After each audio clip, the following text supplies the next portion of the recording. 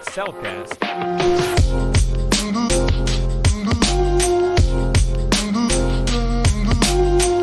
Hi, everyone. Welcome back to the Excelcast. I'm your host, Joe Parker, and today I'm with Nick Christensen. Am I saying that right? Christensen? Yes, sir. Yeah, Nick, thank you so much for coming on the show, for sharing your experience. And if you just want to tell us a little bit about yourself and, what you've been doing recently. All right. So I am right now currently enrolled in school. I am studying business administration and sports psychology. I am currently the owner and CEO of the Christensen Strength Company. I recently built this company in gearing towards helping people and athletes, everybody in their lifestyle fitness. I'm trying to incorporate every area to try and uplift people almost and help them pull out of just some of these tendencies that everybody has to do. What I'm trying to explain there is that a fitness lifestyle is very different for all of us. And like Joe, like you've said multiple times here, that it's very individualized. And the biggest thing that we preach is that we are trying to make it that it is completely based off of you. So my perspective of lifting is very different from someone else. My perspective of cardio is different from someone else. So we're just really aiming to build a company that is personalized strategically towards individuals of every area and every walk of life. Yeah, and I think your sports psychology major definitely plays a huge role in that and plays a role in your empathy toward the clients that you have. So from a psychology standpoint, how do you incorporate that in your personal training? So incorporating sports psychology into training is something that some people understand, some people don't, I feel.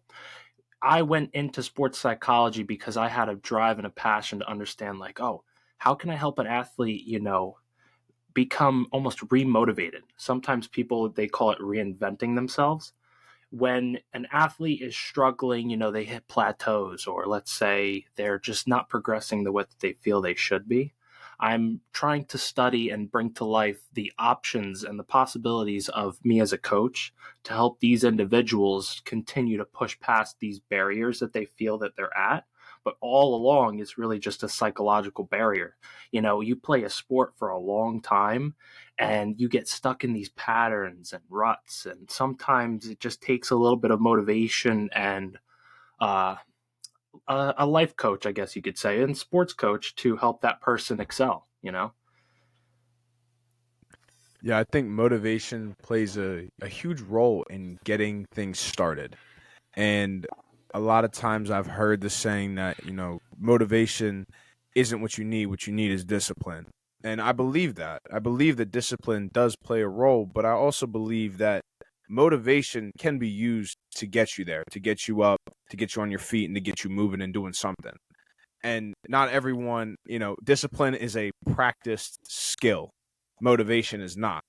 So once you have the motivation to be disciplined, that's when you start to see real results, not only just in the physical aspect, but also in the mental and emotional aspect of life as well. 100%. Yeah. So have you ever had a personal experience with a client where that has been the case, where you've seen them and you've seen the potential that they could, that they could have, but there's that mental block and you've had to overcome it? You don't have to use names or anything, but, just an experience that you've had. Yeah, absolutely. So I had the chance to work with a wrestler. And working with this wrestler, I realized, how mentally challenging and physically challenging that sport is. And the biggest concern he was having, we were working on just a strength conditioning program, is just pushing past, he's moving a lot of weight, but he has to be careful because of he's in season. So Mm. he was kind of like getting ahead of himself. Like he's like, oh, I'm not going to get better. He felt that he wasn't going to excel because he really wanted to take this into college. He was 18 years old and he was trying to get on the college team. And so the biggest thing that I found that kind of helped him excel to pull through that is not only taking it day by day, uh, there's a saying that I've heard multiple times through the internet, and other people might have said it too. 1% better daily. So Yep. 1% better daily is going to help progress you 100% in the future, I guess you could say. So we started taking it day by day. What can we work on today in your conditioning, your mental health, your ability to push beyond what you think right now that you're capable of? Because when you start getting to professional levels and college levels, it's more than what everybody realizes too. And they know that, but they feel like they're not going to be able to accomplish that. So we really just started attacking it day by day, pushing just a little bit harder until the point where our sessions where we were doing what we thought was vigorous was almost doubled in a year span. And it doubles in every aspect that he wanted to excel in. So now he's going into the college realm now prepared and more than ready than what he thought he would be, and ahead of the game for other individuals. So when you're working with athletes in a sports psychological perspective, it sometimes just helps to break down the concerns Mm. and the future aspirations that these athletes have. So you're really just taking their whole big picture that they're having a hard time breaking down to a single day concept. And that Mm. is going to give you, it's going to help you see their vision for them. So it's more or less like a client to coach relationship you're building, a nice rapport. It takes time, but it's really nice to see it succeed in the future. Yeah, because they say in 2 years I want to do this, and then you say, okay, well, in order to do that, in a year, what do you have to do? In 6 months, what do you have to do? In the next 3 months, what do you have to do? And then it all comes down to, like you were saying, that day. Okay, what today can we do to then carry into the next day, into the next day, and ultimately get to that 2 year goal that we have. I like that Absolutely. approach. I like that approach to coaching because it allows for patience, it allows for development, and I think that space allows for mental health to be maximized. You know, the a good space where it's like, hey, this is what you have to do today, and it's not this huge pressure of you need to do this when that's a very complex and complicated subject, right? Like, going D1 in wrestling in the next 2 years. They think right now I have to be a D1 wrestler unless you as a coach break that out for them. No, this is just what you have to do right now. And if you do that and you do it tomorrow, you do it the next day, we do something different the fourth day. If you keep doing what I'm saying, you'll get there, but it takes that pressure off of them. 100%. That's the goal, is to take the pressure off of them in the immediate second and help them break it down. Because, I mean, I've been an athlete before myself. I was an athlete my whole life. And that was my biggest problem, too, is trying to break down the steps it takes to get to where you want to go. It's with everything in life, too. I mean, a lot of the times we see a huge goal we want, and we're just like, man, where do I start? Yeah. Yeah, I mean, I know me personally, I talk about it a lot, but like, losing 125 pounds, it's a huge goal. Um, did not think about it like that at all. That wasn't my goal probably until I hit like 60 pounds down when I was like, if I lost 60, I can lose another 40 easy. But it was just day by day. It was just waking up and just going at it every day, chiseling away at myself, chiseling away at my mental health. And the mental portion of it too, not comes with, but kind of like it comes with the physical portion of everything in life. And have you ever personally had an experience where you had to fight through a mental barrier in order to overcome something? Yeah. I recently just started my bodybuilding journey. Mm, So I have a show coming up here in 6 weeks. I'm actually in prep for that. So okay. the whole journey leading up to this, when I started to prepare for it 2 years ago, there was a time in there, a lot of the times, where I'd look back on everything and I'm like, man, am I really going to be ready for this? Or, am I big enough for this? Because I'm coming from someone who in high school, I was a high school quarterback. I was 150 pounds at 6'1". Mm. So I'm coming from really on the other side of the spectrum to I even this winter I got upwards of 250 pounds in my off season for prepping for the show. And even then I'm like still thinking to myself, like it gets to you because when you progress in weight in any like in bodybuilding, because bodybuilding is very personally driven. So you Mm. see yourself, you're like, I still look like the old person I was. And going through the poses, you're just we all think that we're going to get that dream body. We look at someone else and we're like, I want to look just like that. You're never going to look just like that because you're your own individual person. You can't look like the other person who down the road, is Mr. Olympia. He's Yeah. Mr. Olympia because of his individual characteristics. I could be Mr. I'm not saying I might. I could, if I have a dream of that, I absolutely would chase it. But everybody is such unique characters that we have to be comfortable in our own skin. And as far as your journey as well, you lost weight because you were comfortable, but you're like, I see myself differently. So I'm going to keep working at this and I'm not going to stop until I see what I want to see in myself. And now, that's the motivation that keeps us going is I'm 1% better daily. The weight on the scale is going down, or for me the weight on the scale was going up, and I'm like, well, I'm doing something right now, so I got to replicate this until I reach my goal. You reached your goal, you lost 125 pounds, and that is immaculate, as I've stated before. Mm. So proud of you for doing that. That is awesome. And Thank you. I mean, I'm in the opposite side too.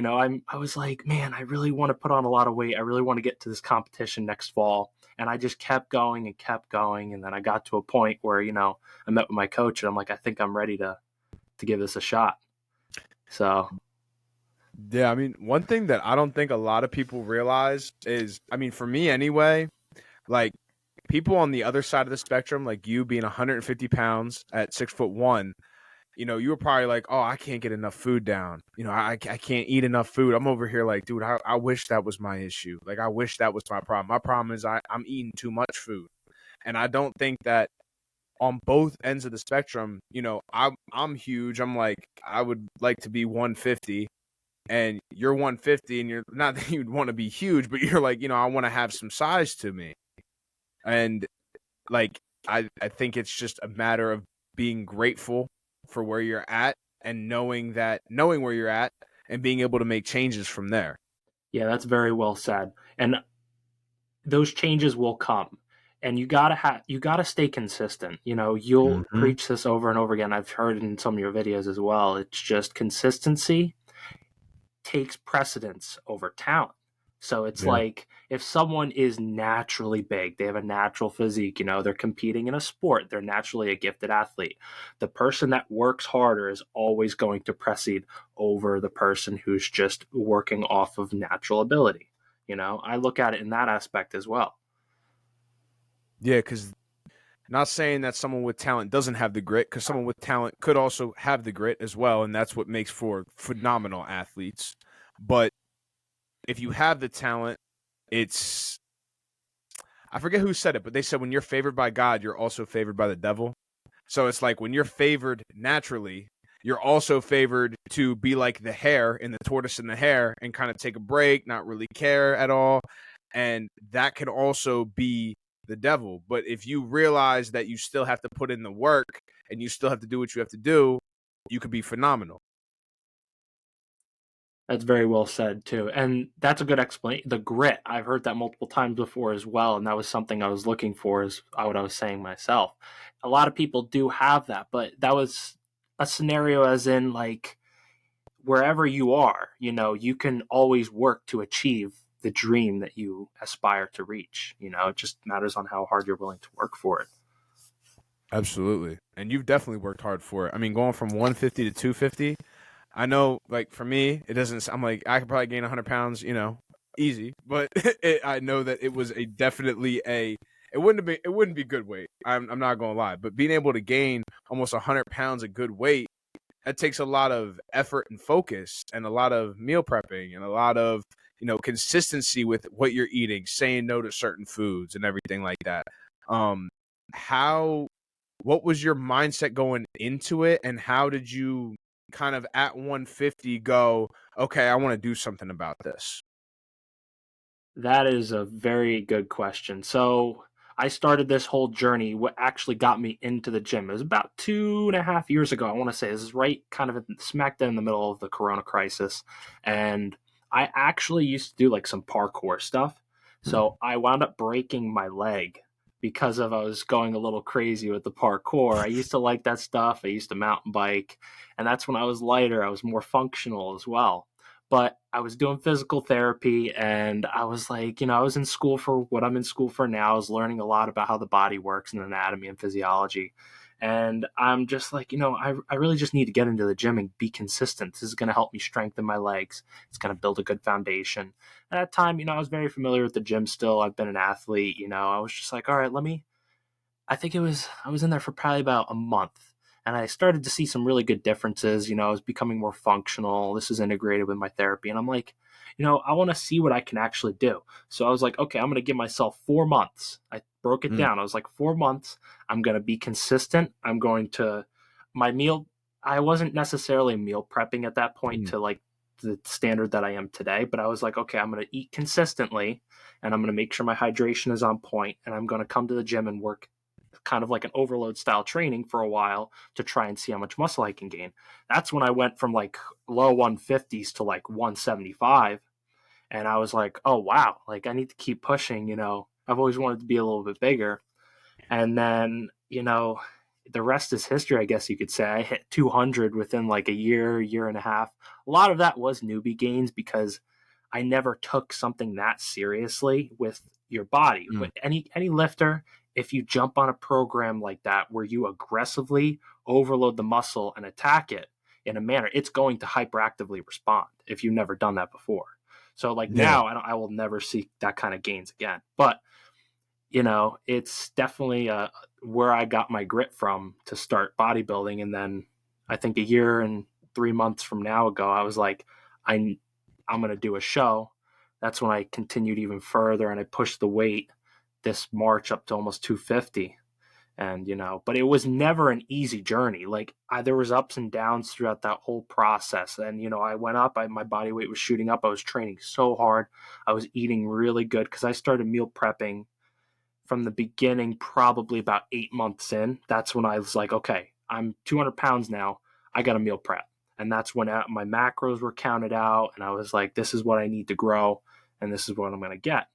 And I've always been strict. Like, I don't drink, I don't smoke, I don't do anything. I have such a sharp vision for what I want to do in life. It's just like, nothing, I feel like nothing could throw me off, but we're all human, so there's tons of things that throw off even our own minds. We get in our own heads. But the journey, it's long, but it's very rewarding. absolutely. Especially after those first 4 months, I bet that was like probably a huge confidence builder for you. Like just seeing that, hey, I can do this. If I have a plan and I stick to my plan, I can do this. Like it's a possible thing that can occur. And it's kind of like when it happened to me anyway, I was like, wow, so it's just been my decisions this whole time. That's what it's been. And to some people that may be very obvious, to me it wasn't. I was just kind of like living life, doing what I wanted to do. And when I got to that point and I realized that it was the decisions that I was making, I was like, well, now that I know the right ones to make and I know the wrong ones to make, I guess I got to make the right ones every day now. And from there, I've been doing it ever since. Yeah, that's very well said. Learning as not everybody's going to know right away what to do. We all learn through making mistakes. And, everybody's individual body is the learning process. You figure out what works for you and what doesn't. Yeah. And you got to be able to forgive yourself too. That's something that I learned along the way as well. You got to be able to learn to forgive yourself for not knowing. 100%. That's a very, very good statement. Sometimes we go throughout life almost living of regret sometimes, or a feeling of regret, like we should have did something, or something we did we wish we never did. We're all human though, and those things only make you stronger. You learn from the past and you move forward. It's when you dwell on the past and let that manipulate your future is what throws you off course. Yeah, man. Absolutely. Have you ever had a client that you specifically witnessed them breaking through something psychologically or emotionally while you were training with them? Breaking through something psychologically. So some of the times, let's see, it kind of comes back to that wrestler too. Uh, Yeah. he was Okay. at a kind of a plateau with strength as well, and we changed up the training completely. You know, your body gets used to a certain style of training, Mm-hmm. and we changed it up to a different motive. Instead of a lot of high weight, lower reps, we moved more towards an explosive athletic training, and a little bit of a lower weight incorporated with some plyometrics, and this really gave his muscles almost just like a break. That's what I thought it was, but he saw it as, I just hit the plateau. And we did that for 3 to 4 months, went back to heavier style training, and his numbers shot right up. So it and he was ecstatic about that. I can't even tell you. He thought I was like doing something magical. But I was like, "No, dude, this is you. Like we changed Yeah. things up. I'm guiding you. I saw that this is something that was stressing you out because he just loves to lift heavy. A lot of people do. I don't blame him. I love it. But Yeah. sometimes you have to take a step back and work on the foundation to build your skyscraper. Yeah, absolutely. I've noticed that. I was doing a five by five program for a while, and it was good. It felt good. It felt great, actually. But then after a while, after about, I don't know, 5, 6 cycles of it, like body part cycles, I was like, okay, I probably need to switch this up a little bit. And I started doing 12, 10, 10, 8, like 4 sets, those reps. And it feels better, especially on the sets that I, instead of doing 10, I do 12. Like I do like 2 extra reps. So it's like 12, 12, 10, 8. Feels better doing that. But yeah, I like lifting heavy as well. We all, I mean, like you said, we all do. Um, have you ever had a client that lacked motivation? Because many of us lack motivation. Have you ever had one that lacked motivation, and what are some tips that you gave them, or what are some tips that you would give someone who's lacking motivation to get in the gym and to get right? So I've actually been approached quite a few times with people asking me about my physique too and what I did to get started. Sometimes Yeah. people come into an atmosphere and they'll be like, I don't know how you train so hard, or I don't know, like, why do you come in here and train so vigorously every day, 5 days a week, or however many days I'm working on in that program? And they're just like, I'm having a hard time getting going. I'm having a hard time getting connected. Find It comes back to short-term goals. If you have a short-term goal and you really want that goal, if you want a new car, you're going to work and save all your money to buy that new car. If you want Yeah. to lose 10 pounds, that is you, not everybody has the genetics to lose that fast. You normally takes a lot of people some time, because when you lose weight fast, it can relapse on you and you can gain the weight back just as fast. So taking it, breaking it down. I always tell people, set yourself. If you're only coming to the gym one day a week and barely have the motivation to do one day a week, try set yourself a goal. I'm going to come to the gym for 1 month, one day a week. And then once you have succeeded doing that, okay, I'm going to come to the gym one day a month now, and I'm going to work out for 2 hours straight. You go from Mm.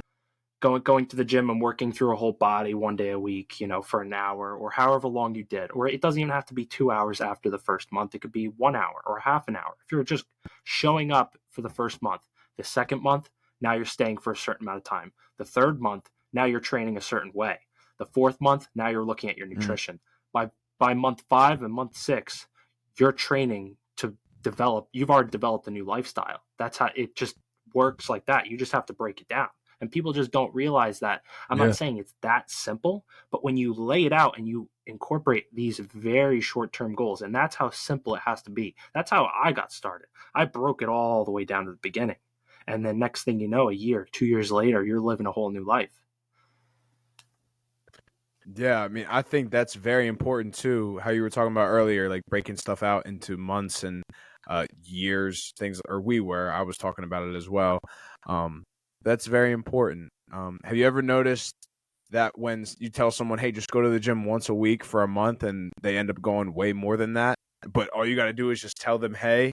just go once, and they're like, okay, I'll go once, and then they're like, oh, I feel amazing, I'm gonna go again tomorrow, like almost immediately. But it's just, you take away that pressure, and I think that's what a lot of us are facing, and a lot of the people today with mental health. There's so much pressure to go every day, or to go, 5 days a week, and someone is looking out and they're seeing 5 days a week. They're not seeing that, hey, you just have to go today. Today's what you have to conquer. Going right now is all you actually have to do. And when you do that, once a week for a month, people are like, I could definitely do that. And then they break it out like that. And yeah, I really like that perspective. Yeah, you have to break it down like that. And like you were saying too, some people they're like, oh, I'm doing once a week for 2 weeks or 1 week, and they're like, I'm gonna go right off the bat 4 days a week. Some people can do that. Just you got to stay consistent with what you're starting. So that's why I always try and say start small, because then when you get to the part where you're working big now, that big part is going to be the small part eventually, and you're going to be at a whole new lifestyle. It's and it, like what you just said there with mental health, the mental health characteristics with the society in today, where everybody feels like they're like, if I'm not in the gym 4, 5, 6 days a week, 7 days a week. I've talked to someone the other day. He's like, I'm training 7 days a week, 3, 4 hours a day. I I'm not mentioning any names, you know that, but I'm just like, that's so much work. And he started like 3 weeks ago. I'm like, it would be very beneficial to start small, because your body's not even used to training 1 day a week and you jump into 7 days a week. That's where Yeah. trying to realize that almost less is better in those characteristics when it comes to being non-physically active and jumping into something physically active. Your body is not going to adapt very well. That's where the extreme, the keto diets, the extreme weight loss programs that they all offer and try and you see on YouTube all the time in advertisements. It is not, you're losing 15 pounds, 20 pounds, 30 pounds, 50 pounds in 30 days. That is not healthy. Developing a healthy, and it's not that it's not healthy. Let me rephrase that. It's very specifically individualized. Some people have faster Mm-hmm. metabolisms, and it could be the way that they're eating, and you just change one thing and it drops. But in a wholesome standard perspective, doing anything fast in a physically active state, a newly physically active state, is not necessarily the best way to go about it. And connecting to 4 or 5 days a week at the gym, if you're someone who didn't go to the gym, start 1, 2 days a week, 30 minutes, an hour, run through the whole body. Everybody's at different levels. This is why, like, I even go to the gym too. I see bodybuilders who are twice my size, and I'm like, will I ever get to that point in my life? But then you got to bring yourself back, and you're like, I like the way I look, and I'm trying to improve these aspects of how I am, and this is gonna make me happy. I'm not him. I'm me. I'm gonna not go against what you said, but there, since I started my journey, about almost, it'll be 2 years in January. I think I've missed. There's been probably 3 days where I didn't run or go to the gym, and there's probably been another handful of days. I don't know how many days, but it's within like the 10 to 15 day range where I didn't do one of them. Other than that, I personally do it. I go to the gym every day. I have to, and it's a mental health thing though. It's fear. It's fear that I'm going to go back to where I was, and it's a fear that if I don't go to the gym, I didn't have a good day and my day wasn't good enough. And that's honestly what it is. Yeah, no, you're not necessarily going back on what I was saying. You can handle that, and that's something that helps and benefits you. And it's not like you're doing like Yeah. 2, 3, 4 hours of just like straight boxing. You're going to the gym, you have your week laid out, you're doing some cardio, maybe you're training it, you have a split workouts, and you Hmm. train different body parts twice Yep. a week, three times, and that's perfectly okay. If even you probably jumped right into that years ago. There's nothing wrong with that. Just some people need to just break it down. That's all I'm kind of trying to explain, is to break down what your goals are. And then if you can handle that, go big. If that's your goal, is to go big, you're someone who just attacks things right at the bat, do it with all your heart. Just keep in mind that know your body's limits. That's kind of what it comes to. If Yeah. you really know your body's limits, you will be able to push right past those or right at that limit, and you will be able to develop and create some serious things in your life. What role do you think nutrition has when it comes to losing weight and gaining physique? Nutrition is probably 80%. The training, I have Mm. to say, is probably 20% of a bodybuilder's lifestyle or anybody's lifestyle. Because if you're not fueling your body, Mhm. there is no room, there's no chance of growth. Like, to gain weight, Mhm. like if I stopped eating with the way I'm eating, I'm gonna go right back to under 200 pounds, like back closer to where a normal homeostasis is for a 6'1" person, you know. And it's the same with the other way around. If you're now lighter and you stop dieting or following a more strict nutrition plan, that weight's going to come back. The body wants to be a certain way. Sometimes we are born into certain genetic thresholds, like higher, lower metabolisms, and you have to be on key with your nutrition if you want to achieve those goals that you see yourself achieving in the future. So nutrition, 100%, that is probably one of the most important parts of living a healthy, fit lifestyle. Not just like doing something on the extreme sides of like bodybuilding or powerlifting, but just, being healthy in general. Yeah, I noticed that cuz I would go to the gym, right? I would go to the gym somewhat frequently before I actually started this journey. Wouldn't run too much, maybe like a half mile to like kind of get my blood flowing. Then I would just lift, but then afterwards I would eat whatever I wanted.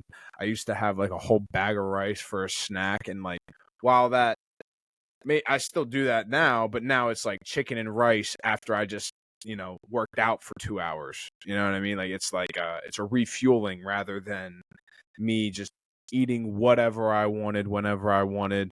I was a huge pizza roll fan too. Like I was still going to the gym, but just wasn't fueling my body properly at all. And that's why I think that it definitely plays a huge role. I agree with you.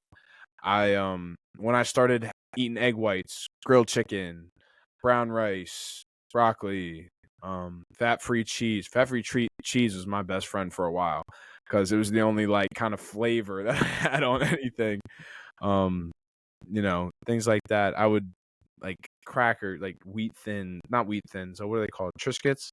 I have Triscuits Mm. all the time, which is like something I would never eat before. Um, and then like cheese sticks, oranges, apples, and it was a whole diet switch. And when I had that whole diet switch, that's when everything started to switch for me. And I think that for a lot of people who find it hard to go in the gym and find it hard to, maybe run or strength train, or you can start with your diet. You can start with what you put in your body because that's the easiest thing. Um, Physically wise, to choose what you put in your mouth. Mentally, it may be harder for a lot of people than going to the gym, I think, but physically, it's the easier thing that you can do is just to choose the right nutrition to put in your body. 100% too. And going back to what I was saying about earlier with nutrition, and then you add working out on top of that, because I never really incorporated Mm. the two, is what I could say. It's calories in, calories out. So if you're eating a certain way and then you start training, if you start doing cardio and you've never done cardio, you're going to start to see physical changes. You Mhm. start eating a little bit more and you decrease your fitness level and your cardiac output, you might gain weight. It's a teeter totter, so you started lifting and oh man, I need to look at my diet. You make small changes throughout the future, and that is what's going to drastically change your whole physique. So even if you're eating a lot of rice, if you can burn it off, there's nothing wrong with that. Just try and, overall, a Mm. healthy lifestyle incorporates foods from all of the food groups.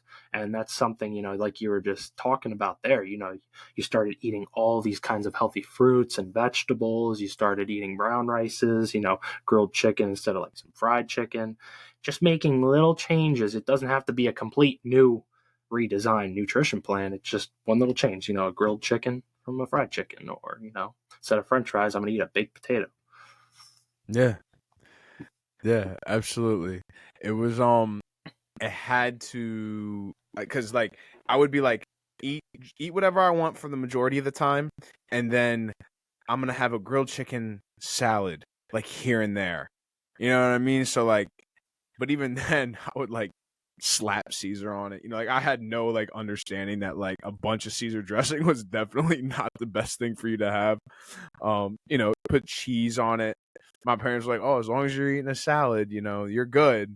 And I'm like, "You don't know how I'm making my salads, though." Now that I know what's in those things, you know, it's it's not always 100% like salads are good. You know what I mean?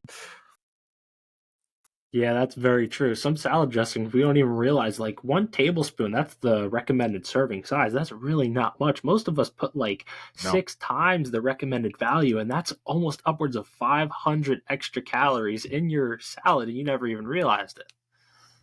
Yeah. And what's the nutritional value of dressing? Like when it comes to like, you know, your health.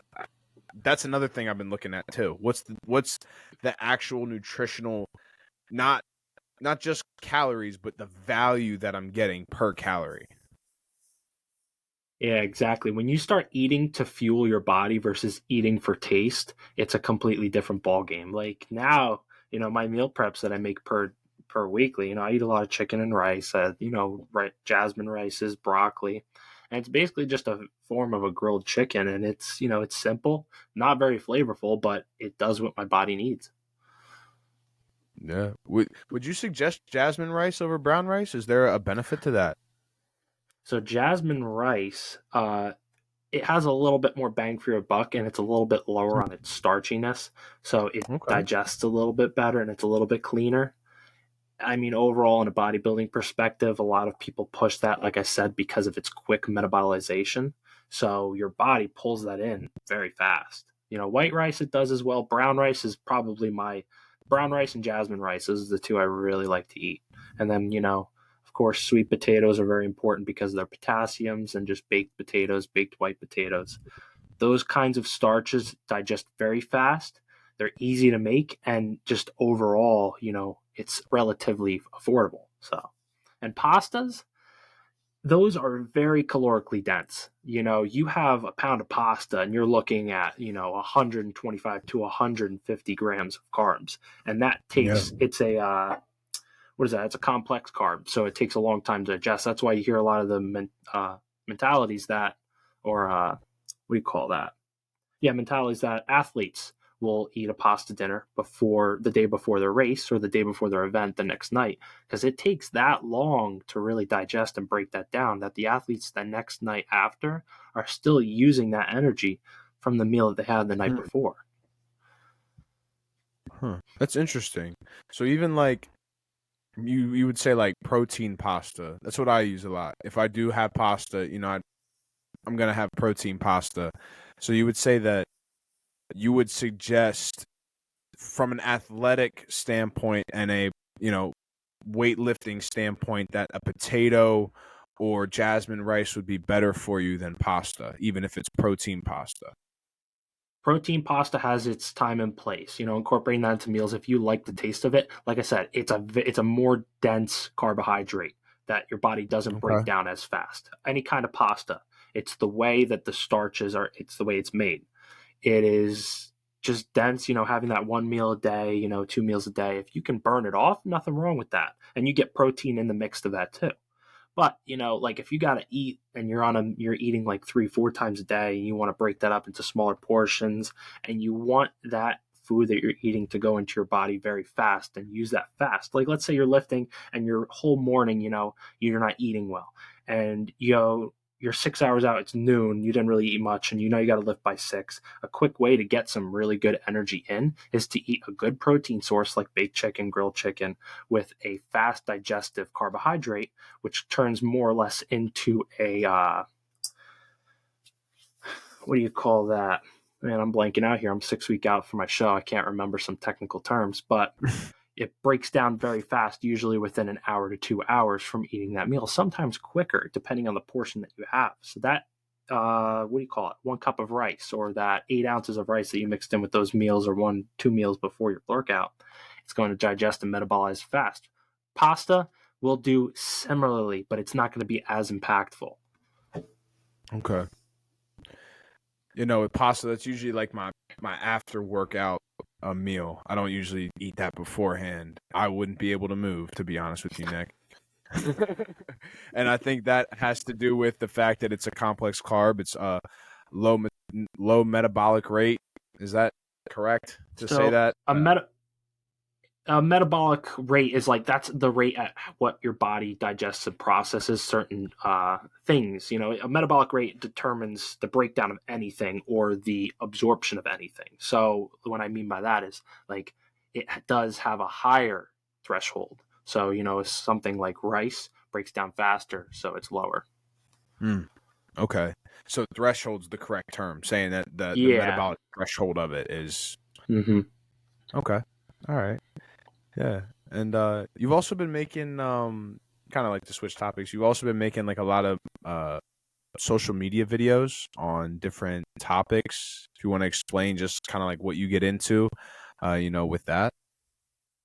So, getting into some of the social media stuff I've been working on lately, I'm trying to push the company, the Christensen Strength Company. So, we're doing some promos. I'm trying to incorporate the breakdowns of exercises here. So, a couple weeks now, I've done a exercise review of like a leg extension. I incorporated like a band into that, explaining how you can hit the muscle a little bit differently.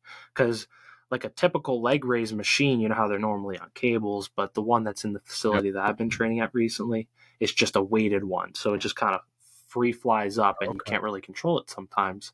So I was just giving some advice to the general public in video format about how you can incorporate different techniques into using these weighted machines. And then also trying to just reach out to people and explain to them my thought process of the fitness industry. So the next couple videos that are coming out, they're also promotionals for the other trainers who I'm working with. Right now, we have one contracted trainer working with the company, and in the future, I see about 3 to 4 more.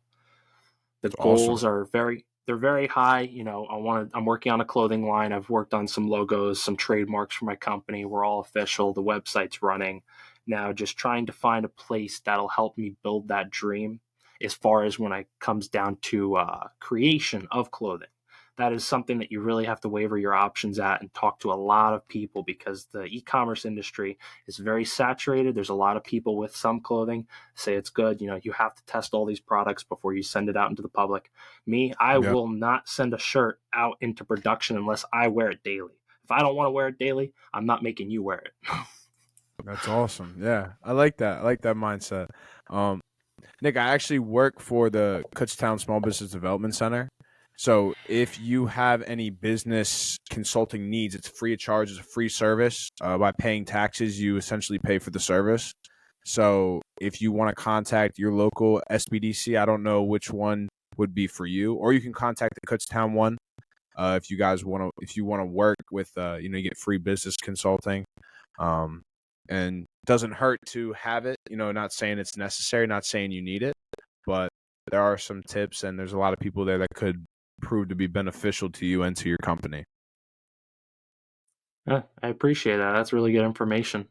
I try and always reach out to people, Yeah, and explore, especially with other small business owners, seeing what they're doing to try and see if they can give me a little bit yeah, of a jump start into my industry. But I mean, there's not a lot of people that are building training facilities. I mean, I'm in partnership with the gym down the road to be running everything there at the new facility. That's what we're working on now. A little bit of a grand exposure right there, but we're actually building a facility, an 8,000 square foot facility. So big moves. that's awesome, man. So you're gonna be like part of the facility that they're building, or the whole facility is you guys? So I'm running it and I'm running all the training. So I'm going to be doing all the promotional videos there. I'm going to be the person that meets you and greets you at the door. I'm going to be there with all the trainers, Okay, and then we're also, it's pretty big. Uh, the gym itself, we have a turf that's going to be in the center. I'm going to do a lot of uploaded videos about everything as the facility is being built. Right now, the land just got cleared. So that's the first stage. But when we open, then we're going to hopefully put outside maybe like a grassy area with a basketball court and some areas and modalities for sports performance. That's the goal. We want to have everything and be able to work with everyone in every aspect of life. That's awesome, man. Yeah, definitely let me know when you guys open up. I would love to come see the facility that you guys have. That's that sounds really interesting. Yeah, I'm excited. It was Yeah, definitely an opportunity of a lifetime. So, the Pike County Sheriff, he has right now we have a gym.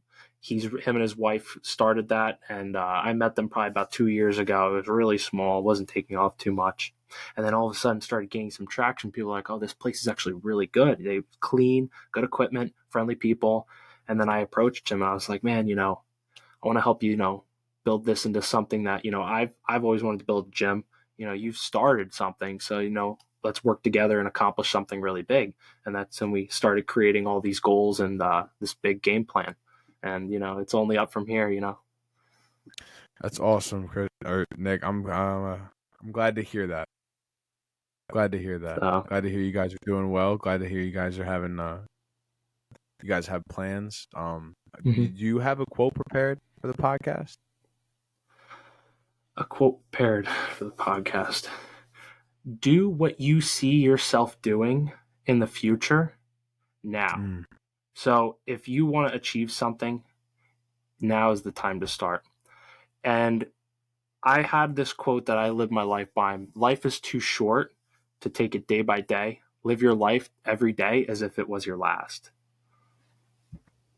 absolutely. I'm a huge advocate for if you were to be remembered for today only, how would you live today? Which is same concept, same mindset. And I appreciate someone who has your mindset, Nick, because it takes, you know, a lot of strength and a lot of persistence to become the person that you are, and it truly shows in the way you communicate and the way you interact with people, especially me today.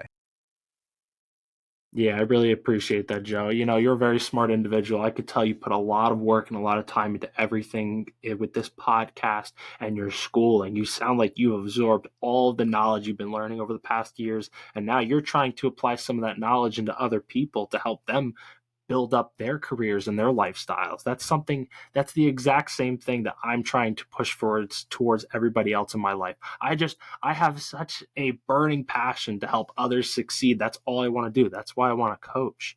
I just really want to be that person that can help motivate that other individual to take charge of their life and grab everything by the reins and just be like, I got to get this done. It's me or nothing else. Like I'm the only person that can do this. Nobody's gonna really like do it for me.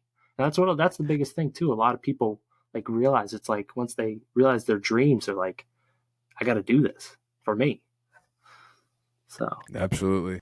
I felt that through the computer, by the way. I felt your passion for that, man. It's it's a wonderful feeling to see someone finally get it and finally be able to make those decisions themselves, whether that be with working out, whether that be with business consulting, whether that be with just life in general. When you coach and teach and you see them and they hit that PR and they turn around and look at you and they're just as excited as you are, that's the reward and that's the fulfillment.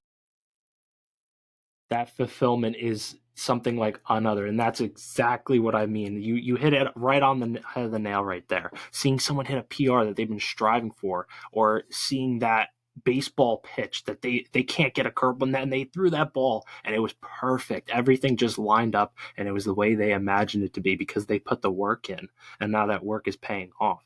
Just something, it's so rewarding that no price, no amount of money could ever give someone once they achieve a permanent lifetime goal of theirs, you know? Absolutely. Nick, it has been an absolute pleasure having you on the podcast, man. It really has. I gained a lot from this when it comes from a motivational feeling, motivational perspective. You definitely have a burning desire to do what you want to do, and that desire is definitely contagious to those around you. I don't even have to know the people that are around you to know that. Hey, thank you, Joe. I really appreciate it. And some of the words coming out during this podcast, I apologize if I'm a little stutter brain, losing a lot of weight, your body messes with you. So sometimes I'm a little forgetful, but I'm staying true to always, be as sharp as I possibly can be. Absolutely, man. I just got done with the lift myself, so I was a little here and there. I messed up a little bit as well, but you know, no one likes a perfect podcast anyway. Who's gonna like a perfect podcast? It's not a speech. It's just a conversation between two people. But Nick, I will drop. I don't know why I did it twice. I almost called you Christensen. I guess it's because you're an athlete, and usually when I know athletes, I call them by their last name. I don't know why I'm doing that, but Nick, I will drop all of your socials in the chat below or in the description below if that's something that you would like me to do. Um, I it was a pleasure getting to know you. It was a pleasure having you on the podcast, and thank you for coming on. Absolutely, man. If there's anything else you need, or if anybody else needs, feel free to reach out. I'm always 100% willing to talk to anybody about anything. Yeah, and to everyone out there, thank you for listening. Follow us on Instagram at excelcast_.